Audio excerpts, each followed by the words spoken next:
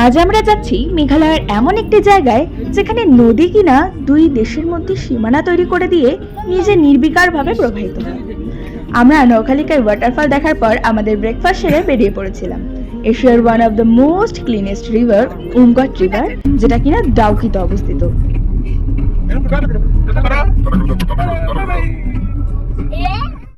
আমরা এখন যাচ্ছি হলো ডাউকি রিভার সাইডে, যেখানে একটু বোটিং করার ইচ্ছা আছে।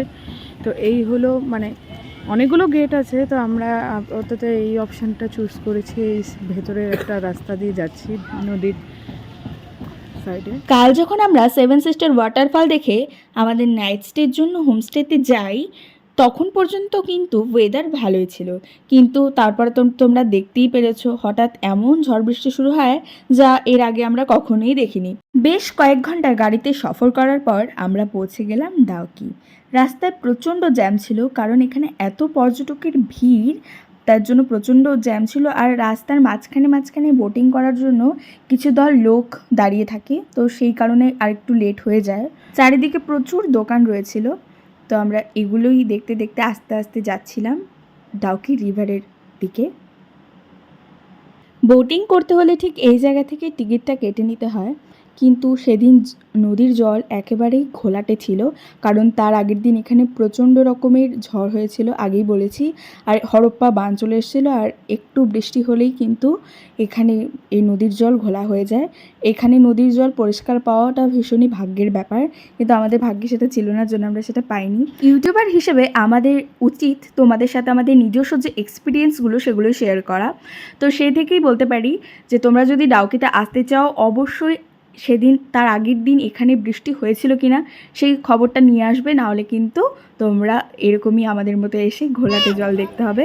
আর সেটা এতটা জার্নি করে এসে মনে হয় দেখতে পেলে কষ্টই লাগবে, ভালো লাগবে না।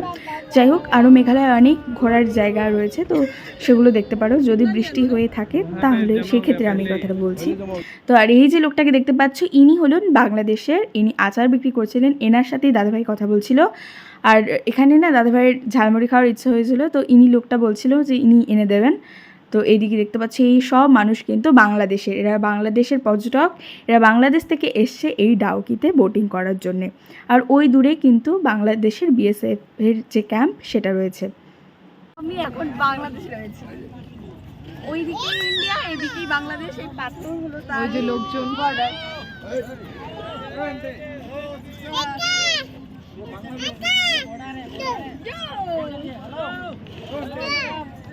আর এই যে মহিলাগুলোকে দেখতে পাচ্ছে, এরা কিন্তু অলরেডি বাংলাদেশে ঢুকে পড়েছে। তো বাংলাদেশের যে বিএসএফ, যাদেরকে হয়তো বিডিআর বলে, আমি জানি না ঠিক, এটা হয়তো বলে, তা সে কিন্তু বলে দিচ্ছিল যে আপনারা বাংলাদেশে ঢুকে পড়েছেন। আর ওদিকে সব বাংলাদেশ।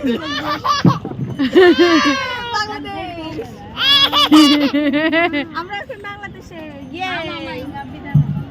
আরেকটু পরে আমরা ইন্ডিয়ায় চলে যাবো, বলে ইয়ে। আমরা দুজন বাংলাদেশে, ইয়ে। আর এদিকে ইন্ডিয়া। তোমার হাতে দিলাম যে, সরি মার হাতে দিছি, তোমার হাতে দিলে। ইয়ে, এই যে বৌমনি ইন্ডিয়ায় আছে, আমরা বাংলাদেশে। এখন বৌমনিও বাংলাদেশ, না না বাংলাদেশে ঢুকে নেই এখন, কিন্তু আমরা বাংলাদেশে আছি। আমরা যাবো না। একটা পাথরের এপার আর ওপার বাংলাদেশে Guys, এটা হলো ভাবা যায়, আর বাংলাদেশের এই হলো ঝালমুড়ি। বাংলাদেশের আমরা ঝালমুড়ি, এখানে আনিয়েছি, যেটা ওই আর এই যে বিক্রেতাটা আমাদের এনে বাংলাদেশের দিয়েছিল। আর ওই যে খাচ্ছি। পিছনে আমাদের ইন্ডিয়ার বিএসএফ বসে আছে। আর ঝালমুড়িটা খেতে ভালোই ছিল, বেশ অন্যরকম একটা এক্সপিরিয়েন্স। আর এই ছিল ডাউকি রিভার। সত্যি রিভার অত্যন্ত সুন্দর, আমরা তো দেখে একদম পুরো মুগ্ধ হয়ে গেছি। বোটিং করতে পারিনি তো কি, আর ক্লিনেস্ট রিভারের সেই ক্লিন ভাবটা দেখতে পারিনি তো কি, কিন্তু আমাদের কিন্তু খুব ভালো লেগেছে, মানে খুবই ভালো লেগেছে।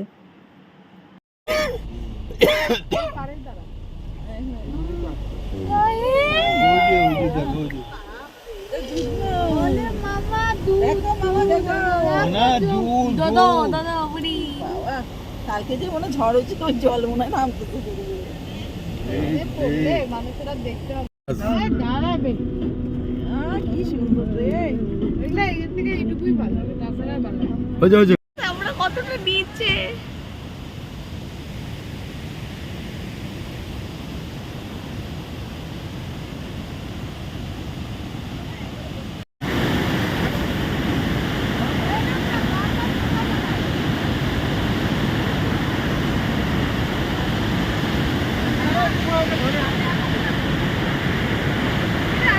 ঝর্ণাটা যেদিক দিয়ে পড়ছে সেটা হলো ইন্ডিয়া। এটা কিন্তু মানে পুরোটাই ইন্ডিয়া, আর এই সাইডটা যেদিক দিয়ে প্রবাহিত হয়ে যাচ্ছে এটা কিন্তু বাংলাদেশ, আর ওই দূরে বাংলাদেশের গ্রাম। রাস্তায় যেতে যেতে কিন্তু আমরা মাঝে মাঝে এরকম ঝর্ণা দেখতে পাচ্ছিলাম, মনে হচ্ছিল যেন জল না দুধ পড়ছে পাহাড়ের গা দিয়ে। এখান থেকে আমরা চলে যাব মেঘালয়ের আরেকটি সুন্দর জায়গায়, তো সেই ভিডিও আসছে। এই ভিডিওটা কেমন লাগলো অবশ্যই কমেন্ট করে জানিও। সবাইকে ততক্ষণের জন্য টাটা।